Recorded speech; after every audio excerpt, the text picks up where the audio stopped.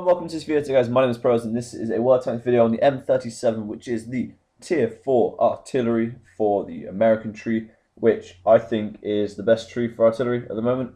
I did do the German, I went for the German one, I got to the Tier 4, I've got a video out on that one.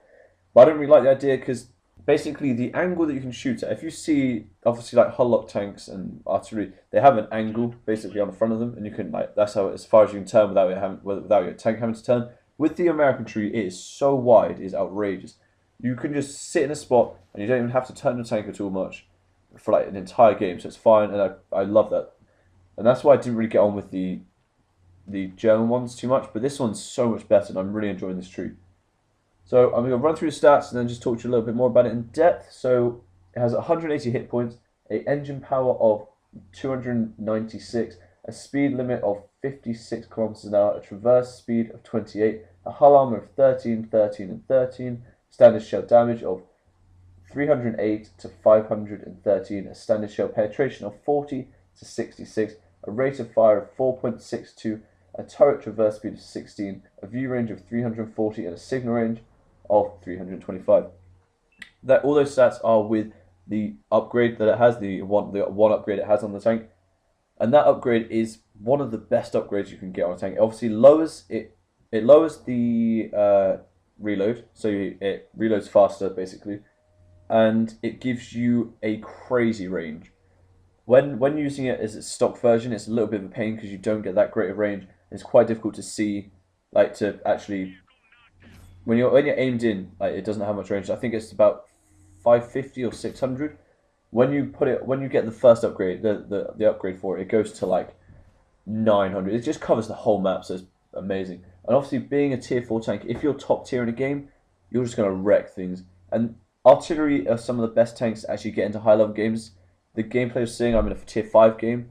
You can get into like if you're a tier 5 artillery, you can get into tier 7s, possibly even tier 8s, and not have that big of a problem. Of course, you're going to get one-shotted really easily, but they're just so good because they can take out basically anything. I really enjoy this tank. Obviously, it's got a decent speed limit as well, 56 kilometers an hour, so you can get to your spot quite quickly if you have a favoured position and you're on the other side of the map. Get to that spot, and also if you're aimed in for ages and you don't quite realise what's happening on the battle, like you might be the closest one to the enemy because your team might have died or they might have retreated, then you've got enough speed to turn and just go and actually get away from them. I really like this tank a lot. It's just so much fun to use. I didn't used to like artillery, and then I've sort of given these guys another chance. That's why I sort of ditched the German route, like I said, and then went for these guys, and it's a lot better. I do enjoy them a lot more. The hit points obviously is not much because artilleries don't have much. You're not supposed to get hit. Obviously, some games can be really frustrating, and you can get shot the crap out of, and your team die pretty easily, and then they come at you. But this tank is very, very good. Obviously, like I said, the reload with the first upgrade. The first upgrade is so worthwhile. It's just awesome. It might be a little bit of a grind at the start, but I think it's only 5,000 XP to get the first upgrade. I'm not 100% on that actually. I think it's roughly there, but it's so worth it. It just makes it so much easier. So if you're struggling at the moment with it, or you're thinking like this is your next tank or something, and if you're struggling, it is an easy tank. Just get that first upgrade. It's so much better. And obviously, like I said, being a tier 5, being a tier 4, you can destroy in tier 4 games really easily in tier 5 games. With this tank, like I said, you don't have to move much either because it's the angle that it has is so wide. It just covers a massive area. So the best thing to do is just find a spot that you like and doesn't obstruct your view that much, and just sit there and you've got the whole map to look at. And if you sort of, I'll just go for the middle of the map. Look towards the middle of the map, and then obviously if you need to turn side to side, then do. But it's so good. It centers pretty quickly. Like the accuracy of it's really good as well. I don't know. It's difficult to explain how to use a mortar. I just say that it's basically your prep of the game. So as soon as you start, get to your position, and then apart from that, there's just nothing else. One thing I don't like doing, but you do see me a couple of times in this gameplay, is pot shotting, and that's basically just you roughly know where they are and just going for a shot, or not waiting for your gun to center, so all the dots stop moving. I don't recommend it all the time because it's the most frustrating thing when you miss, but it is so satisfying when you do get them. So yeah, it's a little bit, I don't know, that's one of the tips.